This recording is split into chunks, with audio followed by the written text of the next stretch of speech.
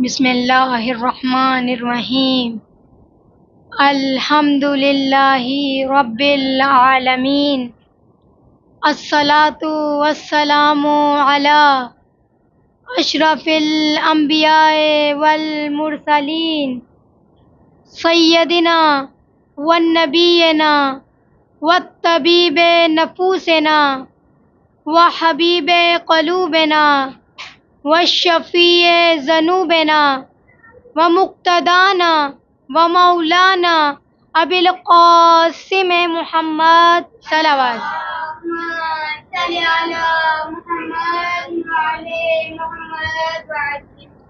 اما بعد وقال رسول اللہ صلی اللہ علیہ وآلہ وسلم الصلاة عمود الدین ان قبلت قبلا ما سواها وان ردت رد ما سواها صلوات اللهم صل على محمد وعلى محمد وعلى. آج میں جس اہم ترین موضوع پر گفتگو کروں گی وہ نماز ہے. دینی اعمال میں جو سب سے اہم ترین عمل ہے وہ نماز ہے. نماز دین کا ستون ہے. نماز دین کا ایک اہم ترین فریضہ ہے کہ جس کی ادائیگی تمام مسلمانوں پر واجب ہے. یہ ایسی عبادت ہے کہ جس میں مسلمان دن میں 5 مرتبہ اپنے پروردگار کی بارگاہ میں خضوع و خشوع کے ساتھ حاضر ہوتے ہیں. تو اس کا مطلب یہ ہے کہ نماز ایک ایسی عبادت ہے، نماز ایک مہم عبادت ہے، نماز ایک اہم عبادت ہے کہ جو ہم گناہ گاروں کو، ہم خطا کاروں کو خدا بند متعال کی بارگاہ میں جانے کے قابل بنا دیتی ہے. اللہم صلی علی محمد باجل.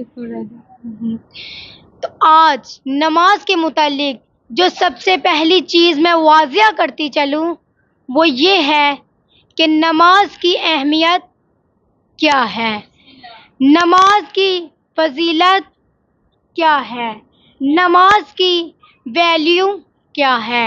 What is the importance of صلاۃ؟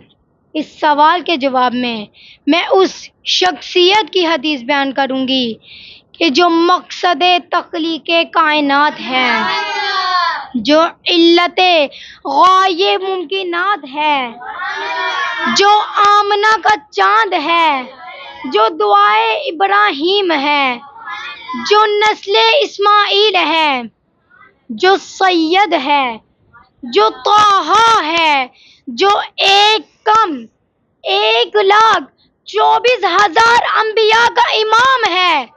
صلوات. اللهم صل على محمد وعلى محمد. اللہ اکبر یا رسول اللہ یا علی. اللهم صل على محمد وعلى محمد. اور جو رسول خدا صلی اللہ علیہ وآلہ وسلم ہیں. الصلاۃ عمود الدین ان قبلت قبلا ما سواها وان ردت رد ما سواها. رسول اللہ صلی اللہ علیہ وآلہ وسلم فرماتے ہیں الصلاۃ عمود الدین، نماز دین کا ستون ہے، نماز دین کا ایک پلر ہے، نماز دین کا ایک مہم رکن ہے، نماز دین کا ایک اہم رکن ہے، نماز دین کا عمود ہے. کیوں؟ کیسے نماز دین کا ستون ہے، کیسے نماز دین کا پلر ہے؟ تو اس کی وجہ خود نبی دو عالم نے فرمائی ان قبلت قبلا ما سواہا، کہ اگر یہ نماز قبول ہو گئی تو تمام اعمال بھی قبول ہو جائیں گے. وَإِن رُدَّتْ رُدَّ مَا سِوَاهَا، کہ اگر یہ نماز رد ہو گئی تو تمام اعمال بھی रद्द हो जाएंगे। नारे तकबीर, अल्लाह अकबर, नारे रिसालत, या रसूल अल्लाह, नारे हैदरी, आइली हैदरी, या आइली। आवाज़े बुलंद तर सलावत, अल्लाहुम्मा सल्ली अला मुहम्मद व अली मुहम्मद वअज्जिल फरजल मुहम्मद। इस हदीस की वजाहत के लिए मैं आपके सामने एक मिसाल देती चलूं कि जैसे एक शख्स बैरून मुल्क जा रहा हो और उसके पास पासपोर्ट ही ना हो, हाँ अगर हो भी तो वो जाली हो। अब उसके पास कितना ही कीमती सामान हो, कुरान मजीद हो, सहीफ़े सज्जादिया हो, नहजुल बलागा हो, हिर्ज़े जवाद हो, नादे अली की तस्बीह हो, इमाम ज़ामन हो, लेकिन उसका सारा का सारा सामान रद्द कर दिया जाएगा। क्यों? किस लिए? आखिर इसकी क्या वजह है?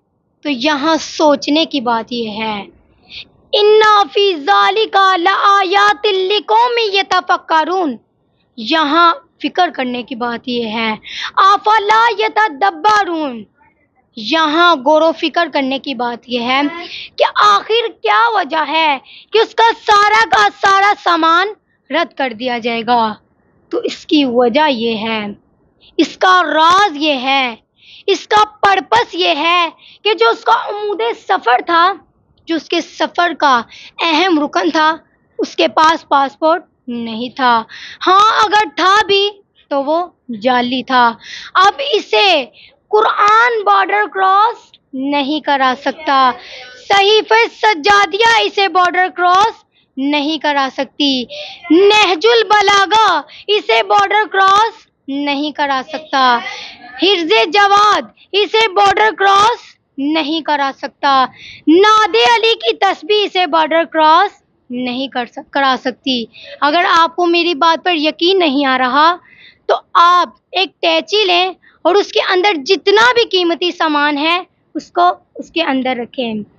तो आप हाथों में अकीक की अंगूठी पहने, हाथों में नादे अली की तस्बीह पकड़ें, इमाम ज़ामन बांधें, फिर भी आपको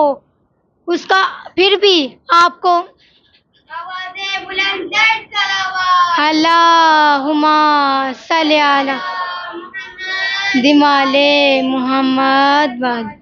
तो आप मुझे बगैर पासपोर्ट के अमेरिका जाकर दिखाएं। आप नहीं जा सकते, नहीं जा सकते। अब आप यकीन कर लें कि इस छोटी सी दुनिया में सफ़र पासपोर्ट के बगैर नहीं कर सकते। तो रोज़े महशर बगैर नमाज के जो उमूदे दीन है, क़यामत के दिन क़यामत की होलनाक वादियों से कैसे गुजर सकते हैं। बिल्कुल इसी तरह से रोज़े महशर जब हम अपने परवरदिगार की बारगाह में अपने अमाल लेकर जाएंगे, अपनी इबादतें लेकर जाएंगे, अपनी सखावतें लेकर जाएंगे, अपनी तिलावतें लेकर जाएंगे, अपनी इबादतें लेकर जाएंगे, लेकिन अगर उसमें नमाज ही ना हो, अगर नमाज हुई लेकिन सही ना हुई, कबूल ना हुई, तो उसके सारे के सारे अमाल भी रद्द कर दिए जाएंगे। अगर नमाज हुई, सही हुई, कबूल हो गई, तो उसके सारे के सारे अमाल कबूल हो जाएंगे। इसकी वजाहत के लिए मैं आपके सामने एक सादा सी मिसाल देती चलूं कि जो हर शख्स इससे आशना है कि जैसे नमाज का दूसरी इबादत से ताल्लुक़ है, बिल्कुल इसी तरह से सुई और धागे का आपस में ताल्लुक़ है।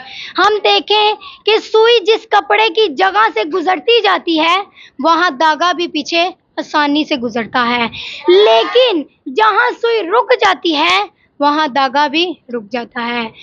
इसी तरह से जहाँ जहाँ हमारी नमाज कबूल होती गई, वहाँ हमारे तमाम अमाल भी कबूल हो जाएंगे। अगर हमारी नमाज रद्द होती गई तो हमारे तमाम अमाल भी रद्द होते जाएंगे। सलावत। अल्लाहुम्मा सल्ली अला मुहम्मद व अली मुहम्मद। तो इससे हमें ये पता चलता है कि नमाज की अहमियत बहुत ज़्यादा है, नमाज की फजीलत बहुत ज़्यादा है, नमाज की वैल्यू بہت زیادہ ہے۔ امام محمد باقر علیہ السلام فرماتے ہیں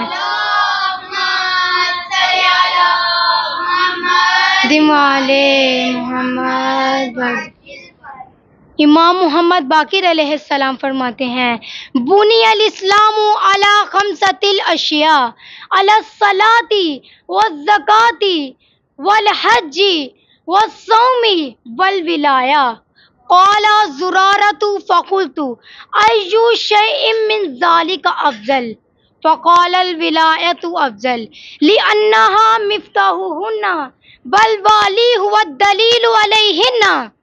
امام محمد باقر علیہ السلام فرماتے ہیں بنی الاسلام علی خمسۃ الاشیاء کہ دین اسلام کی بنیاد 5 چیزوں سے ہے۔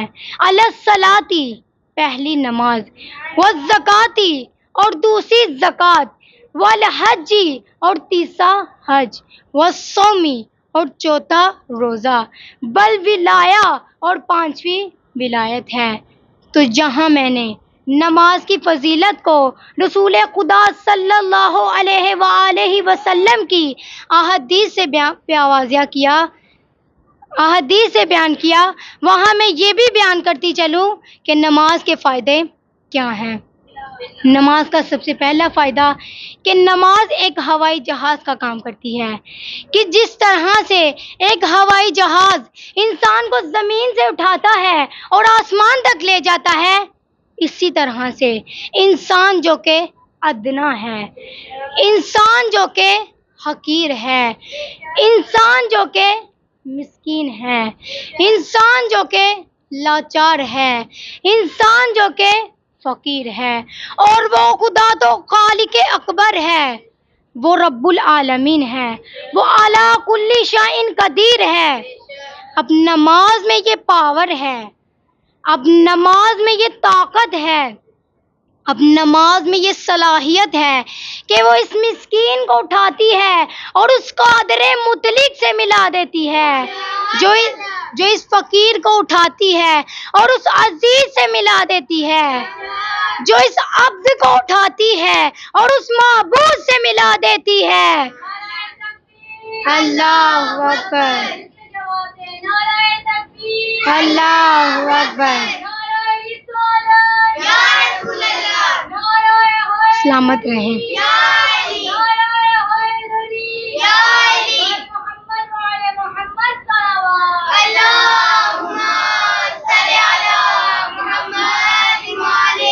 محمد واجل مولا علی علیہ السلام مناجات میں فرماتے ہیں کہ نماز وہ ہے کہ جو عبد کو معبود سے ملا دیتی ہے، جو مملوک کو مالک سے ملا دیتی ہے، جو مخلوق کو خالق سے ملا دیتی ہے، جو مربوب کو رب سے ملا دیتی ہے، جو مرحوم کو رحمان سے ملا دیتی ہے، جو مذنب کو غفار سے ملا دیتی ہے، جو خطا کار کو ستار سے ملا دیتی ہے، جو مغلوب کو غالب سے ملا دیتی ہے، جو محب کو محبوب سے ملا دیتی ہے، جو خطا کار کو ستار سے ملا دیتی ہے، جو عاشق کو معشوق سے ملا دیتی ہے، جو طالب کو مطلوب سے ملا دیتی ہے، جو ضعیف کو قوی سے ملا دیتی ہے، جو فقیر کو عزیز سے ملا دیتی ہے، جو سائل کو معطی سے ملا دیتی ہے۔ اور نماز وہ ہے کہ جو ان خاک نشینوں کو مصلی سے اٹھاتی ہے اور اس رب ذوالجلال و اکرام سے ملا دیتی ہے۔ علی علی علی علی علی علی علی علی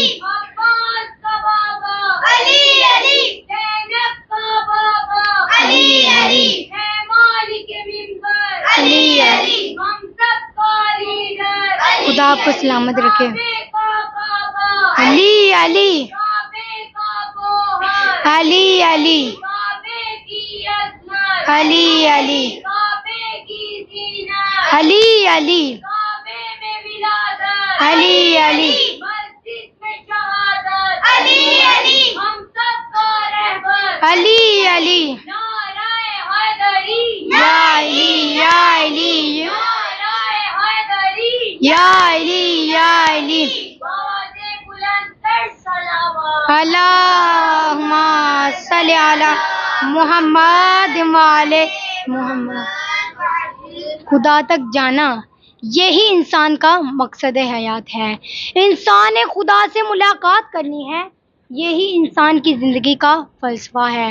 اللہ تعالیٰ قرآن مجید میں سورہ بقرہ میں فرماتا ہے بسم اللہ الرحمن الرحیم هو الذی خلق لکم ما فی الارض جمیعا، کہ جو اس زمین میں ہے اے انسان تیرے لیے ہے.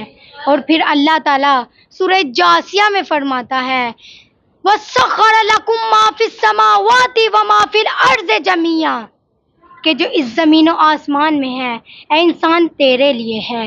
یہ چاند تیرے لیے ہے، یہ سورج تیرے لیے ہے، یہ کہکشائیں تیرے لیے ہے، یہ زمین تیرے لیے ہے، یہ آسمان تیرے لیے ہے، یہ چرند تیرے لیے ہیں، یہ پرند تیرے لیے ہیں، یہ پھل تیرے لیے ہیں، یہ پھول تیرے لیے ہیں، یہ سب کچھ تیرے لیے ہے. اب ذہنوں میں سوال آتا ہے کہ جب یہ سب کچھ انسان کے لیے ہے تو انسان کس کے لیے ہے؟ تو اللہ تعالیٰ قرآن مجید میں سورہ زاریات میں فرماتا ہے وَمَا خَلَقْتُ الْجِنَّ وَالْإِنسَ إِلَّا لِيَعْبُدُونَ، کہ جب انسان یہ آسمان تیرے لیے ہے، یہ سورج تیرے لیے ہے، یہ کہکشائیں تیرے لیے ہے، یہ زمین تیرے لیے ہے، یہ چاند تیرے لیے ہے، یہ سورج تیرے لیے ہے، جی جب یہ سب کچھ تیرے لیے ہے اور تو میرے لیے ہے. نہ یا علی یا علی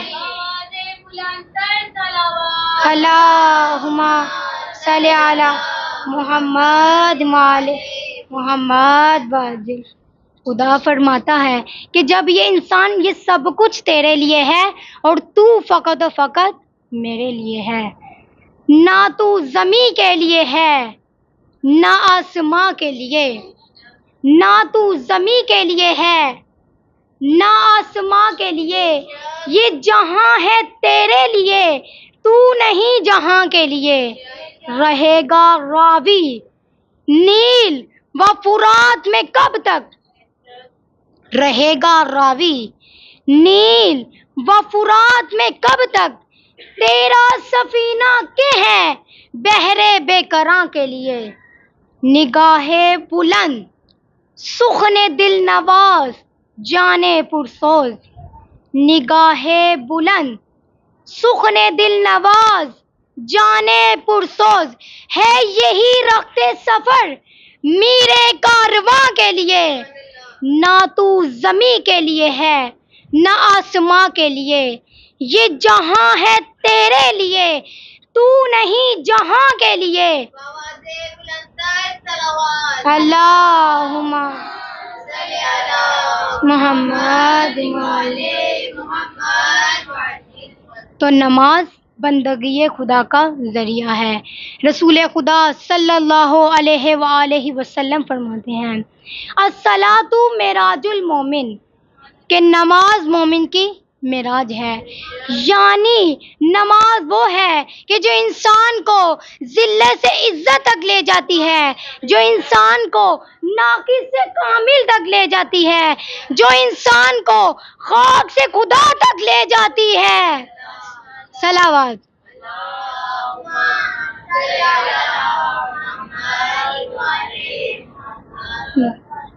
نماز خیر العمل کی طرف بلاتی ہے، نماز خیر العمل کی طرف بلاتی ہے. نماز عشق خدا کا ہنر سکھاتی ہے. نماز عبد کو معبود سے ملاتی ہے. نماز عبد کو معبود سے ملاتی ہے. نماز گفتگو اللہ سے کراتی ہے. یہی نماز گناہوں سے بھی بچاتی ہے. یہی نماز گناہوں سے بھی بچاتی ہے، نماز قبر تلک ساتھ ساتھ جاتی ہے۔ نماز وہ ہے جو فاقوں میں مصطفیٰ نے پڑھی، نماز وہ ہے جو فاقوں میں مصطفیٰ نے پڑھی، جگہ کے اپنے ہی قاتل کو مرتضیٰ نے پڑھی۔ جو چکیوں کی مشقت میں فاطمہ نے پڑھی، یا زہرا یا زہرا یا زہرا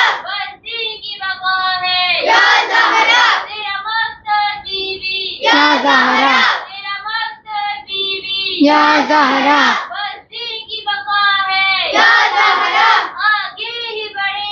یا زہرا اللہم خدا کو سلامت رکھے۔ جو چکیوں کی مشقت میں فاطمہ نے پڑھی، جو چکیوں کی مشقت میں فاطمہ نے پڑھی، گلے لگا کے زہر کو جو مجتبیٰ نے پڑھی۔ جو چاہتا ہے کہ عظمت نماز کی دیکھے، جو چاہتا ہے کہ عظمت نماز کی دیکھے، میرے حسین کا سجدہ وہ آخری دیکھے۔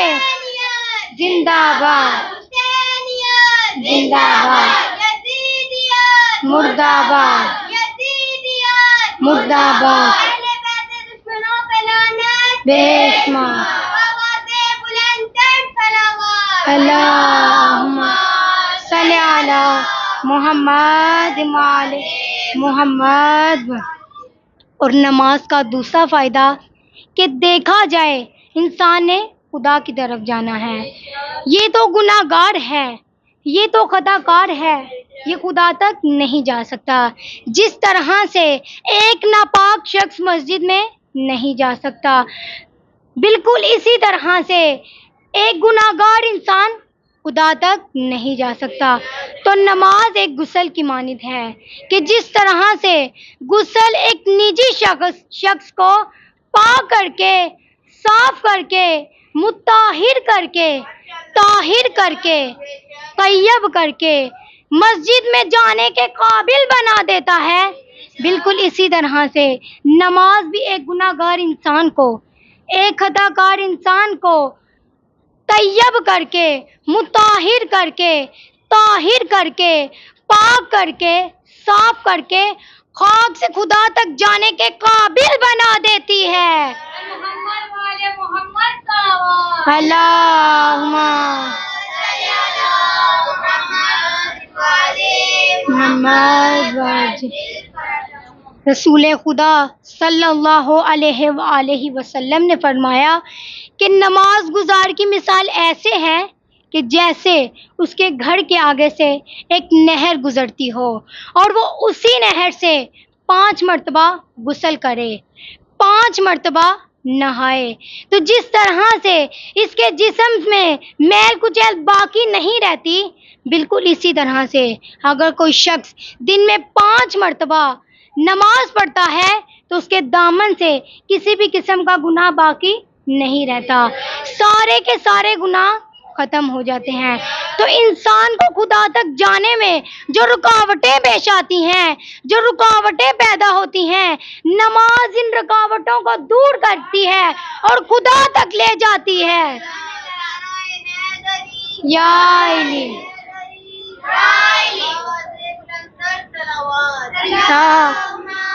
صلی علی اے محمد۔ اور نماز کا تیسرا فائدہ کہ نماز انسان کو خود شناسی کرواتی ہے۔ رسول خدا صلی اللہ علیہ وآلہ وسلم نے فرمایا صلی علی محمد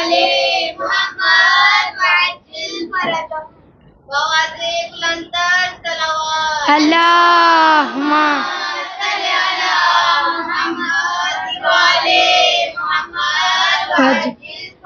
رسول خدا صلی اللہ علیہ وآلہ وسلم نے فرمایا من عرفا نفسہ فقد عرفا ربا، کہ جس نے اپنی شناخت کر لی اس نے اپنے رب کی شناخت کر لی۔ تو اب سوال پیدا ہوتا ہے کہ نماز انسان کو کیسے خود شناسی کرواتی ہے؟ تو جب کوئی نماز پڑھتا ہے تو نماز اسے تقاضا کرتی ہے کہ وہ اپنے ہاتھوں کو بلند کر کے کہے اللہ اکبر۔ تو یہ ہاتھوں کا بلند کرنا، یہ ہاتھوں کا اوپر کرنا، یہ ہاتھوں کا اونچا کرنا، یہ رفع یدین کرنا، یہ کوئی رسم نہیں ہے، یہ کوئی بھی عادت نہیں ہے، یہ کوئی بھی روٹین نہیں ہے، بلکہ نماز کا پیغام نمازی کے لیے ہے۔ یہ ایک میسیج ہے کہ وہ اپنے ہاتھوں کو بلند کر کے کہے اللہ اکبر۔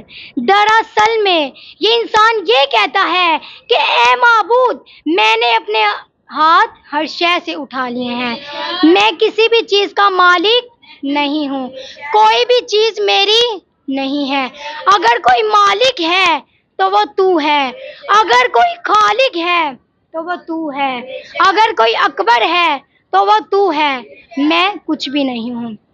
تو یہ وہی وقت ہے کہ جس کی تعلیم امیر المومنین مطلوب کل طالب غالب علی کل غالب نے دی۔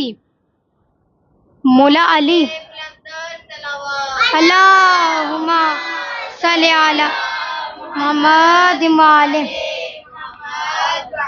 دعائے کمیل میں فرماتے ہیں انا عبدک الضعیف الذلیل الحقیر المسکین، کہ اے معبود میں تیرا عبد ہوں، میں ضعیف ہوں، میں ذلیل ہوں، میں حقیر ہوں، میں مسکین ہوں۔ ان جملوں کا مطلب کیا ہے؟ یہ کس چیز کی شناخت کرواتے ہیں؟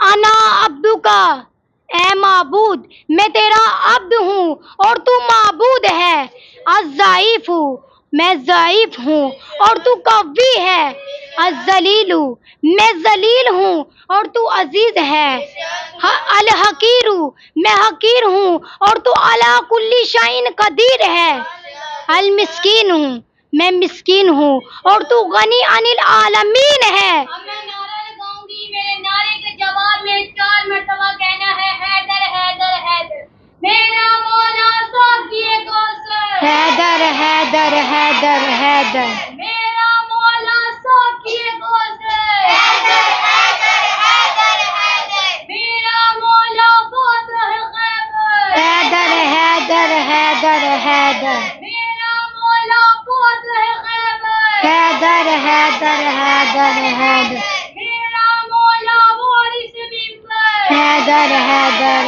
حیدر حیدر، میرا مولا دماد پیمبر، حیدر حیدر حیدر حیدر، بولا بولا پتھر پتھر، حیدر حیدر، خدا آپ کو سلامت رکھے۔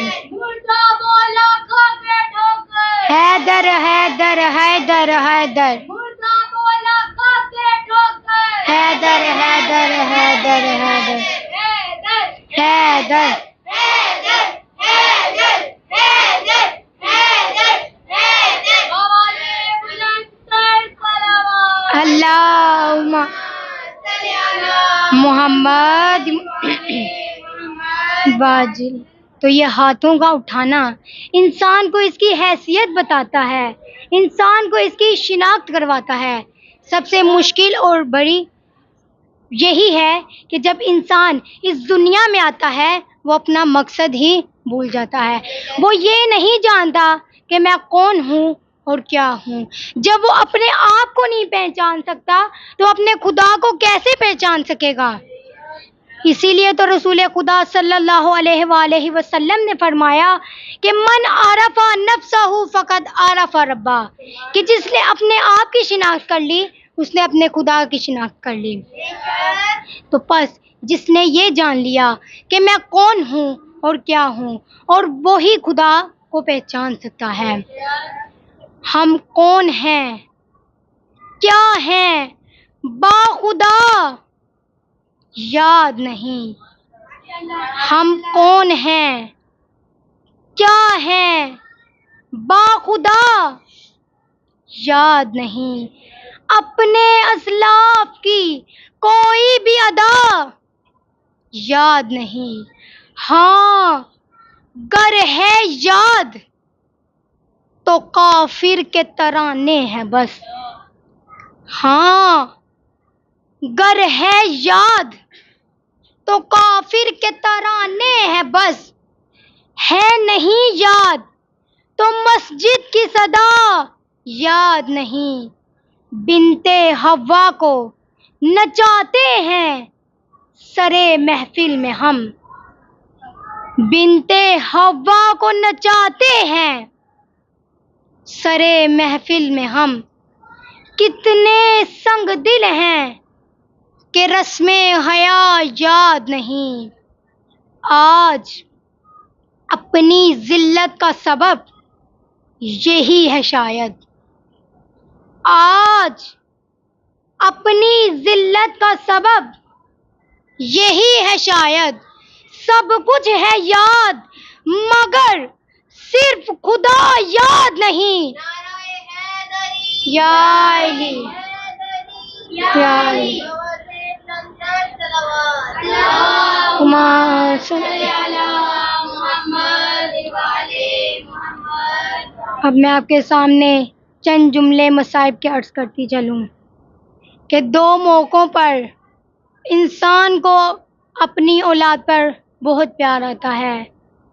پہلا موقع وہ کہ جب چھوٹا بچہ اپنی توتلی زبان ہلا کر یا اشاروں سے باتیں کرنے لگے تو باپ کو بہت پیارا لگتا ہے.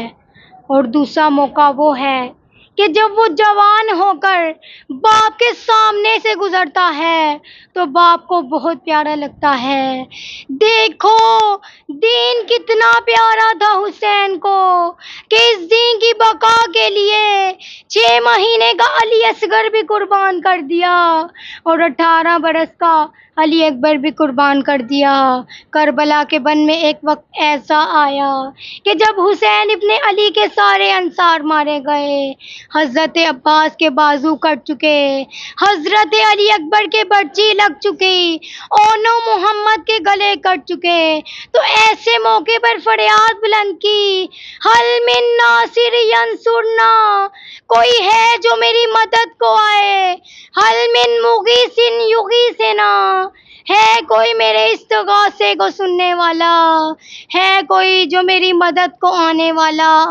اس کے بعد ایک عجیب استغاثہ بلند کیا، حل من ذاب یذوب عن حرم رسول اللہ، کوئی ہے جو نبی زادیوں کے پردے کو بچانے والا، کوئی ہے جو علی کی بیٹیوں کے پردے کو بچانے والا، کوئی ہے جو زینب و کلثوم کے پردے کو بچانے والا. بس استغاثے کا بلند ہونا تھا کہ ایک مرتبہ حسین ابن علی کے خیمے سے رونے کی آوازیں آئی. امام نے کہا کہ خیمے سے رونے کی آواز کیوں آ رہی ہے؟ جناب رباب نے فرمایا کہ مولا جب سے آپ نے استغاثہ بلند کیا ہے علی اصغر نے اپنے آپ کو جھولے سے گرا دیا ہے. امام نے کہا رباب بچہ مجھے دے دو، شاید میں اس کی پیاس بجھا سکوں. عالم غربت میں جناب رباب نے بچے کو تیار کیا. اس سے پہلے جتنے بھی سپاہی امام کے لشکر میں سے گئے تھے ان سب کو حضرت عباس نے تیار کیا تھا، لیکن یہ کربلا کا واحد سپاہی ہے کہ جسے ماں نے اپنی گود میں تیار کیا. آپ جانتی ہیں کہ جب ماں بچے کو تیار کرتی ہے سب سے پہلے منہ دھلاتی ہے، پھر کنگھی کرتی ہے، پھر باپ کو دیتی ہے. عالم غربت میں پانی تو نہیں تھا، جناب رباب نے خشک بالوں پہ کنگھی کی اور کان میں ایک جملہ کہا بیٹا علی اصغر میرے دودھ کی لاج رکھ لینا. بیٹا آج ہر ماں نے قربانی دی ہے لیکن میری قربانی فقط تو ہی ہے. بیٹا جب تک علی اکبر رہے انہوں نے برچی اپنے سینے پر تو لے لی لیکن بابا کو لگنے نہیں دی. عجب نہیں کہ علی اصغر نے کہا ہو کہ ماں آپ اس بات کی پرواہ نہ کرنا، اگر کربلا کے بن میں بابا کی طرف تیر آئے وہ میں اپنے حلق پر تو لے لوں گا لیکن بابا کو لگنے نہیں دوں گا۔ یہ کہہ کر بچہ باپ کی گود میں آیا۔ اب امام حسین علی اصغر کو لے کر چلے۔ سورج کی تپش تھی۔ امام نے اپنی ابا کا دامن علی اصغر کے چہرے پہ دیا۔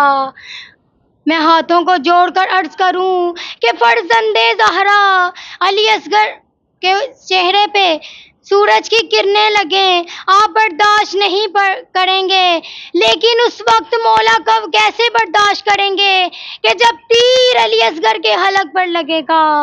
اب امام آگے چلے، ہاتھوں میں علی اصغر ہے۔ فوجی اشقیاء نے دیکھا امام آ رہے ہیں۔ فوجی اشقیاء نے سمجھا کہ امام قرآن لے آئے ہیں۔ ہاں عزادارو، قرآن ہی ہے لیکن قرآن ناطق کا ایک پارہ ہے۔ امام فوجی اشقیاء کے سامنے کھڑے ہو کر ایک خطبہ دیا۔ کہا، اے فوجی اشقیاء، اگر تمہاری کسی سے جنگ ہے تو وہ میں ہوں، اگر تمہارا کسی سے اختلاف ہے تو وہ میں ہوں۔ اس بچے سے تمہاری کوئی جنگ نہیں ہے، اس بچے سے تمہارا کوئی اختلاف نہیں ہے۔ اس بچے کی ماں کا دودھ خشک ہو گیا ہے، اگر ہو سکے تو 2 گھونٹ پانی دے دو۔ ارباب عزا، ذرا سوچئے تو صحیح، حسین نے کتنا پانی مانگا ہوگا۔ میری مائیں بہنیں بیٹھی ہیں کہ جن کی گود میں چھوٹے بچے ہیں، وہ جانتی ہیں کہ جب بچے کو پیاس لگے تو گلاس میں پانی نہیں دیا جاتا بلکہ گلاس میں 2 انگلیاں ڈبو کر اس بچے کے منہ میں ڈالی جائیں، اس سے اس بچے کی پیاس بجھ جاتی ہے۔ لیکن جس کی ماں کے حق مہر میں کائنات کا پانی تھا، وہ کربلا کے بن میں اتنا غریب ہو گیا ہے کہ اپنے بچے کے لیے 2 گھونٹ پانی مانگ رہا ہے۔ بس یہ منظر دیکھ کر فوجی اشقیاء نے رونا شروع کر دیا۔ عمر سعد ہرملا کے پاس آیا اور آ کر کہنے لگا، اقطع کلام الحسین، حسین کے کلام کو قطع کرو۔ اس لائن نے کہا کہ حسین کے کلام کو قطع کروں یا اس بچے کے گلے کو؟ بس ارباب عزا، ہرملا نے ایک تیر کھینچا۔ اب جو تیر علی اصغر کے حلق کے لیے نشانے کے لیے کھینچا گیا وہ 3 شعبہ تیر تھا کہ جو جنگلی جانوروں کی شکار کے لیے استعمال کیا جاتا ہے۔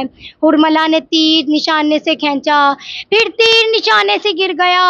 اس لائن نے دوبارہ تیر نشانے سے کھینچا، دوبارہ تیر نشانے سے گر گیا۔ عمر سعد ہرملا کے پاس آیا اور آ کر کہنے لگا کہ اے لائن، تو سب سے بڑا تیر انداز تھا، تیرا تیر نشانے سے کیوں گرتا ہے؟ اس لائن نے کہا کہ اے ہرملا، ذرا میرے پاس آ، جب میں تیر کھینچتا ہوں تو خیمے میں کالے برقعے والی بی بی ہے کہ جو سر پہ قرآن رکھ کر کہتی ہے کہ اے ہرملا، تو اپنا تیر بھی دیکھ اور اس بچے کا گلا بھی۔ بس ارباب عزا، مشکل گھڑی آ گئی ہے، مصائب کی گھڑی آ گئی ہے کہ ہرملا نے اب تیر کھینچا۔ اب جو تیر علی اصغر کے حلق پر جا کر لگا، تاریخ کہتی ہے کہ بچہ باپ کے ہاتھوں میں منقلب ہو گیا، اور تاریخ کہتی ہے کہ بچے نے ایسے جان دی کہ جیسے مچھلی جان دیتی ہے۔ جب مچھلی جان دیتی ہے تو اس کی 3 حالتیں ہوتی ہیں۔ سب سے پہلی کہ جب وہ پانی سے نکلتی ہے، تڑپتی ہے، اچھلتی ہے، پھر دائیں کروٹ لیتی ہے، پھر بائیں کروٹ لیتی ہے، پھر منہ کھولتی ہے، پھر منہ بند کرتی ہے، پھر جان دے دیتی ہے۔ ارباب عزا، علی اصغر اسی طرح شہید ہوئے۔ جب تیر لگا تو باپ کے ہاتھوں میں پہلے اچھلے، پھر دائیں کروٹ لی، پھر بائیں کروٹ لی، پھر سو گئے۔ امام عالی مقام کے ہاتھوں میں علی اصغر کا خون ہے۔ امام نے چاہا کہ آسمان کی طرف پھینکے، آسمان نے کہا کہ مولا قیامت تک بارش نہیں ہوگی۔ پھر امام نے چاہا زمین پہ پھینکے، زمین نے کہا کہ مولا غلہ اگ نہ پائے گا۔ پھر امام نے علی اصغر کا خون اپنی دھاڑی پر مل لیا تاکہ نانا کو دکھاؤں کہ نانا، امت نے اجر رسالت کس طرح ادا کیا ہے۔ امیر انیس نے اسی منظر کشی کی ہے کہ انکار آسماں کو ہے، انکار آسماں کو ہے، راضی زمین نہیں، اصغر تیرے خوں کا ٹھکانہ کہیں نہیں۔ اب امام چلے خیمے کی طرف۔ کچھ خاص منظر ہے کہ جناب رباب خیمے کے دروازے پہ کھڑی ہیں۔ اس سے پہلے جب بھی کسی شہید کا لاشا حسین لے کر آتے تو جناب زینب دروازے پہ کھڑی ہوتی۔ حضرت قاسم کا لاشا آیا، جناب زینب نے وصول کیا۔ حضرت علی اکبر کا لاشا آیا، حضرت زینب نے وصول کیا۔ اور جب علی اصغر کا لاشا آیا تو جناب زینب نہیں دروازے پہ کھڑی تھی بلکہ جناب رباب کھڑی تھی، کیونکہ بچہ ماں کی گود سے گیا تھا، اس لیے جناب رباب نے وصول کیا۔ جب امام خیمے کی طرف پہنچے تو 7 قدم پیچھے ہٹے اور 7 قدم آگے بڑھے۔ اب میں پوچھوں گی مولا کہ آپ خیمے سے پیچھے کیوں ہٹتے ہیں؟ عجب نہیں کہ مولا کہیں گے کہ خیمے کے دروازے پہ رباب کھڑی ہیں۔ اگر رباب نے پوچھ لیا کہ مولا بچہ آپ کے ہاتھوں میں ذبح ہوتا رہا، آپ دیکھتے رہے، تو میں کیا جواب دوں گا؟ بالآخر امام حسین خیمے کی طرف بڑھے۔ جناب رباب نے بچہ اپنی گود میں لیا۔ بس ارباب اعضاء میں آخری جملہ عرض کرتی چلوں، جب جناب رباب نے اپنی گود میں لیا تو علی اصغر کے اوپر ایک رومال تھا۔ جناب رباب نے اس رومال کو ہٹایا اور ایک نوحہ پڑھا، یا بنیا امثلک ینہر، اے میرے بیٹے کیا تیرے جیسے بھی نہر کیے جاتے ہیں۔ ایک ہوتا ہے ذبح اور ایک ہوتا ہے نہر۔ ذبح اسے کہتے ہیں کہ جسے ایک جگہ سے کاٹا جائے، اور نہر اسے کہتے ہیں کہ جسے 3 جگہ سے کاٹا جائے، جیسے اونٹ کو 3 جگہ سے کاٹا جاتا ہے، کیونکہ علی اصغر کے گلے پر 3 شعبہ تیر لگا تھا، اس لیے جناب رباب نے کہا یا بنیا امثلک ینہر، اے میرے بیٹے کیا تیرے جیسے بھی نہر کیے جاتے ہیں۔ الا لعنت اللہ علی القوم الظالمین۔